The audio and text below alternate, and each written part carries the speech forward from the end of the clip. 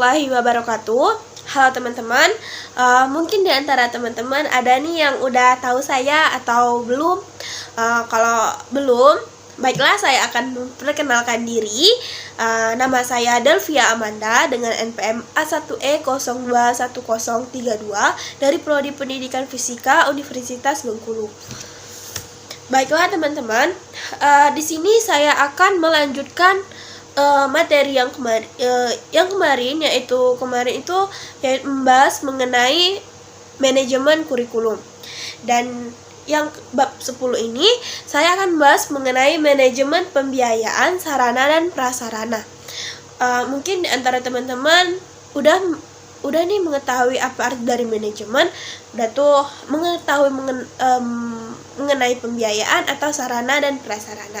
Di sini saya akan menambahkan sedikit pengetahuan atau sedikit dari pembahasan mengenai manajemen pembiayaan dan sarana dan prasarana. Di bab ini terbagi menjadi 2 indikator.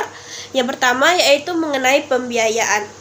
Mungkin di antara teman-teman ada nih yang udah mengetahui dari konsep pembiayaan atau apa sih dari pembiayaan. Mungkin kalau kita tahu tuh kalau pembiayaan tuh pasti dari uang gitu kan. Jadi di sini menurut Mulyasa, pembiayaan pendidikan adalah pengelolaan atau segala proses keuangan di sekolah atau madrasah, lembaga pendidikan guna memaksimalkan pencapaian tujuan kegiatan sekolah. Jadi, dari pendapat para ahli di atas dapat disimpulkan bahwa pembiayaan pendidikan adalah upaya mengumpulkan dana untuk membiayai operasional dan pengembangan pendidikan untuk meningkatkan kualitas sumber daya manusia, sehingga mampu bekerja sama di lingkup lokal, regional, nasional maupun internasional. Faktor-faktor yang dapat mempengaruhi pembiayaan pendidikan itu teman-teman?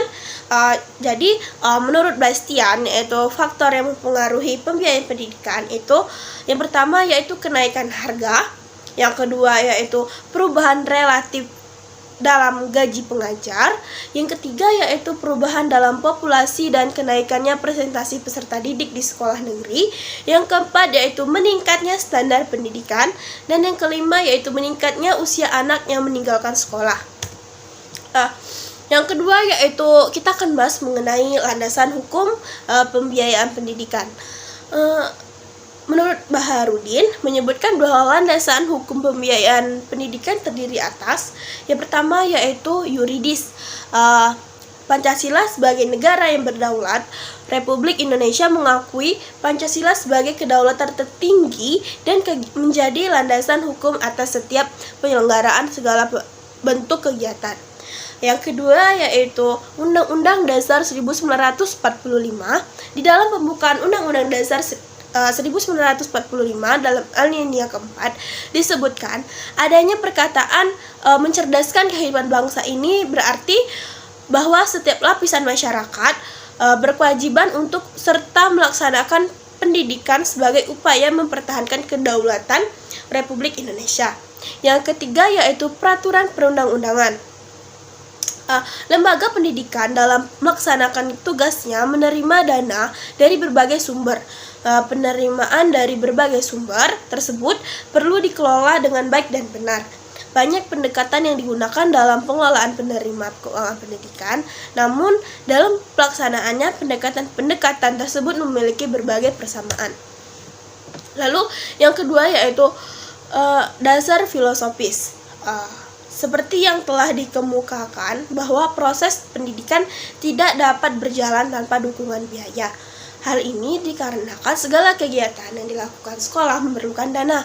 Hampir dapat dipastikan bahwa proses pendidikan tidak dapat berjalan tanpa dukungan biaya yang memadai. Sementara itu, pendidikan nasional kita dihadapkan pada masalah peningkatan kualitas, pemerataan kesempatan, keterbatasan anggaran, dan belum terpenuhnya sumber dana dari masyarakat secara pemerintah, masyarakat, dan orang tua.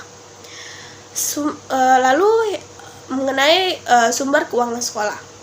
Dari mungkin di antara teman-teman kita cuma tahu dari sumber keuangan sekolah itu cuma mungkin dari orang tua, tahu dari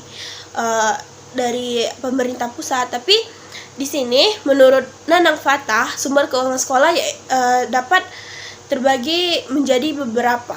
Yang pertama itu ada dari orang tua, atau dari pemerintah pusat, atau dari siswa itu sendiri, dari kelompok masyarakat, terus dari alumni juga bisa. Selanjutnya itu dari pengusaha, terus ada dari pemerintah daerah, selanjutnya itu ada dari yayasan dan lain-lain. Yang keempat yaitu mengenai kategori biaya pendidikan.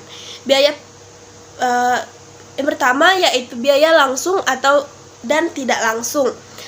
Biaya langsung yaitu biaya yang berlangsung berproses dalam produksi pendidikan, di mana biaya pendidikan ini secara langsung dapat meningkatkan mutu pendidikan. Lalu yang kedua yaitu biaya tidak langsung adalah pengeluaran yang tidak secara langsung mendukung proses pendidikan, tetapi memungkinkan proses pendidikan tersebut terjadi di sekolah, meliputi biaya hidup, terus biaya transportasi teman-teman, terus ada biaya jajan, biaya kesehatan, dan biaya-biaya lainnya. Yang kedua yaitu biaya masyarakat dan biaya pribadi. Biaya masyarakat dapat dikatakan sebagai biaya publik, yaitu sejumlah biaya yang harus dibayar dengan masyarakat untuk pendidikan, baik melalui sekolah maupun melalui pajak yang dihimpun oleh pemerintah, kemudian digunakan untuk membiayai pendidikan. Terus biaya pribadi adalah biaya yang dikeluarkan oleh keluarga untuk membiayai sekolah anaknya dalam bentuk uang sekolah teman-teman, seperti uang SPP itu, terus uang kuliah, lalu ada pembelian kita membeli buku, yaitu pembelian buku teman-teman, dan yang terakhir yaitu dana hidup siswa. Yang kelima yaitu kita akan bahas mengenai pendekatan biaya satuan pendidikan. Pendekatan makro. Yang pertama yaitu pendekatan makro.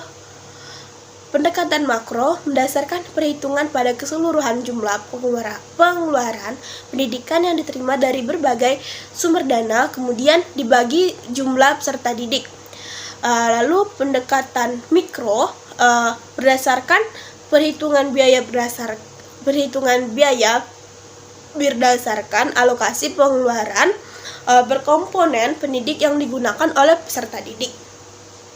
Yang keenam yaitu kita akan bahas mengenai fungsi pembiayaan pendidikan teman-teman. Fungsi pembiayaan pendidikan terbagi menjadi beberapa. Yang pertama yaitu memungkinkan penyelenggaraan pendidikan dilakukan secara efisien, dalam artian dana yang diperoleh dapat digunakan untuk pencapaian tujuan tertentu yang diinginkan teman-teman. Yang kedua yaitu memungkinkan ketercapaian kelangsungan hidup lembaga pendidikan. Terus yang ketiga yaitu dapat mencegah adanya kekeliruan, kebocoran, atau penyimpangan penggunaan dana dari rencana semula. Dan yang keempat yaitu menggambarkan target-target yang akan dicapai sekolah atau yang kedua ini kita akan bahas mengenai manajemen sarana dan prasarana. Di antara teman-teman udah tahu belum itu apa arti dari sarana dan prasarana? Mungkin di antara teman-teman udah nih mengetahui apa arti dari sarana, terus apa arti dari prasarana. Jadi untuk teman-teman yang belum tahu atau lupa ingat nih, saya akan mengingat kembali pengertian dari sarana dan prasarana. Sarana adalah semua fasilitas yang diperlukan dalam proses belajar mengajar, baik yang bergerak maupun yang tidak bergerak, agar pencapaian tujuan pendidikan dan berjalan dengan lancar, teratur, efektif, dan efisien. Sedangkan prasarana merupakan semua perangkat kelengkapan dasar atau fasilitas yang secara tidak langsung menunjang jalannya proses pendidikan atau pengajaran, seperti halaman sekolah, taman, dan kebun. Untuk tadi kan kita sudah mengetahui nih apa arti dari sarana, terus apa arti dari prasarana. Jadi dapat kita simpulkan, manajemen sarana dan prasarana adalah suatu kegiatan bagaimana mengatur dan mengelola sarana dan prasarana pendidikan secara efektif dan efisien dalam rangka pencapaian tujuan yang telah ditetapkan. Terus apa saja sih perencanaan sarana dan prasarana? Dwientara dan Sumarto mengemukakan bahwa perencanaan adalah merupakan kegiatan pemikiran, penelitian, perhitungan, dan perumusan tindakan-tindakan yang kegiatan pemikiran, tindakan yang akan dilakukan di masa yang akan datang, baik berkaitan dengan kegiatan-kegiatan yang operasional dan dalam pengadaan, pengelolaan, penggunaan, pengorganisasian, maupun pengendalian sarana dan prasarana. Jadi, dapat disimpulkan, perencanaan sarana dan prasarana persekolahan dapat didefinisikan sebagai keseluruhan proses perkiraan secara matang rancangan pembelian, pengadaan, rehabilitasi, distribusi, atau pembuatan peralatan dan perlengkapan yang sesuai dengan kebutuhan sekolah. Yang selanjutnya yaitu persyaratan perencanaan sarana dan prasarana. Apa saja sih teman-teman, ada yang tahu belum apa saja persyaratan dari perencanaan sarana dan prasarana? Menurut Mulyasa, persyaratan perencanaan sarana dan prasarana yaitu yang pertama yaitu perencanaan pengadaan sarana dan prasarana pendidikan persekolahan harus dipandang sebagai bagian integral dari usaha peningkatan kualitas proses belajar mengajar. Yang kedua yaitu perencanaan harus jelas. Untuk hal tersebut, maka kejelasan suatu rencana dapat dilihat pada yang pertama yaitu tujuan dan sasaran atau target yang harus dicapai serta ada penyusunan perkiraan biaya atau harga keperluan pengadaan teman-teman. Yang kedua itu ada jenis dan bentuk tindakan atau kegiatan yang dilaksanakan. Yang ketiga itu petugas pelaksana, misalnya teman-teman itu guru atau karyawan dan lain-lain. Yang keempat itu teman-teman ada bahan dan peralatan yang dibutuhkan.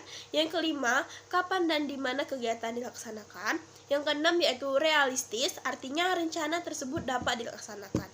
Yang ketiga, berdasarkan atas kesepakatan dan keputusan bersama dengan pihak-pihak yang terlibat dalam perencanaan. Yang keempat yaitu mengikuti pedoman atau standar jenis, kuantitas, dan kualitas sesuai dengan skala prioritas.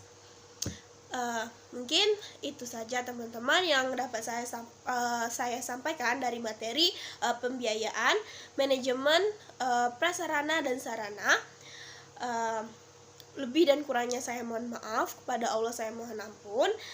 Saya akhiri. Wassalamualaikum warahmatullahi wabarakatuh.